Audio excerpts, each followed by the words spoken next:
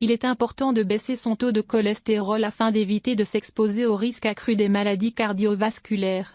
Et il est tout aussi important de savoir que cela passe par l'assiette en adoptant un régime à teneur réduite en graisses saturées et en cholestérol. En outre, parmi tous les aliments favorables à une bonne cholestérolémie, on dit souvent que l'ail est plus à même de réguler ce dernier en l'empêchant d'être produit en excès.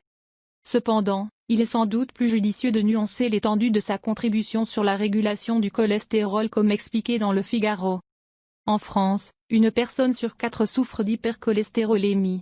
Les causes de l'excès de mauvais cholestérol peuvent comprendre une alimentation trop riche en gras, la consommation excessive d'alcool, la sédentarité mais aussi l'hérédité.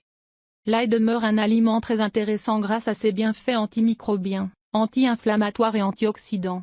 Mais qu'en est-il de sa réelle contribution dans le contrôle du cholestérol? Car bien que cet ingrédient ait un rôle non négligeable dans ce sens, il convient d'examiner l'ampleur de son efficacité. Point sur les bienfaits inhérents à l'ail. Tout d'abord, les bienfaits de l'ail sont indéniables. D'après l'avis médical de nos confrères de Doctissimo, la consommation de l'ail aide notre corps en cas de troubles mineurs de la circulation. Ainsi, il favoriserait la baisse de la pression artérielle, de la coagulation et le cholestérol.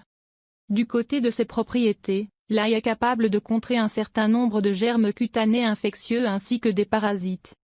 L'ail est de ce fait considéré comme un antioxydant qui agit contre certaines maladies neurodégénératives. En outre, le site Science et Avenir relate que ses vertus antioxydantes sont justifiées par une poignée de substances qui luttent contre les radicaux libres comme les tocophérols, les stéroïdes, les polyphénols, les flavonoïdes et la vitamine C. L'ail réduirait-il le mauvais cholestérol?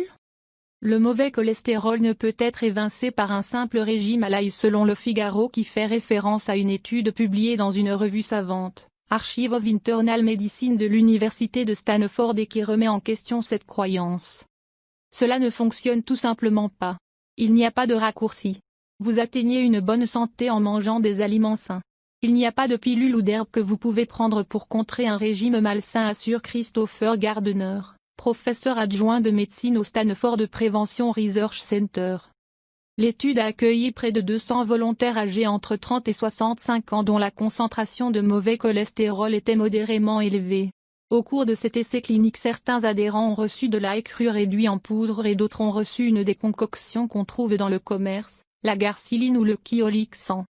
Le processus s'est déroulé entre novembre 2002 et 2005 et s'effectuait en mesurant la composition des suppléments à l'ail et la concentration sanguine de LDL cholestérol des volontaires. Résultat, l'ail cru et les concoctions commerciales ne sont pas en mesure de diminuer considérablement le LDL cholestérol selon l'observation de cette étude d'envergure. En outre, la réaction était peu probante puisque les chercheurs ont observé une diminution maximale de la concentration sanguine de LDL cholestérol de seulement 10 mg par décilitre de sang. Rien n'a été d'ailleurs modifié au niveau des marqueurs de la santé lipidique, que sont le cholestérol HDL, le bon cholestérol, les triglycérides et le rapport des deux cholestérols.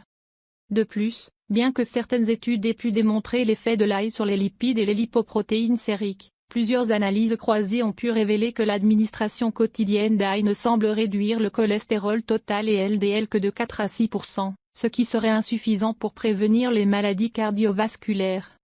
Ainsi, l'efficacité de l'ail semble présente bien que timide selon le WebMD. En effet, le site propose des traitements alternatifs dans la réduction du cholestérol et parmi ces derniers figure l'ail qui aurait la capacité de réduire le taux de cholestérol total dans le sang à raison d'un petit pourcentage et ce, à court terme seulement. Il est aussi précisé qu'il peut être pris en tant que supplément à condition d'en informer son médecin traitant.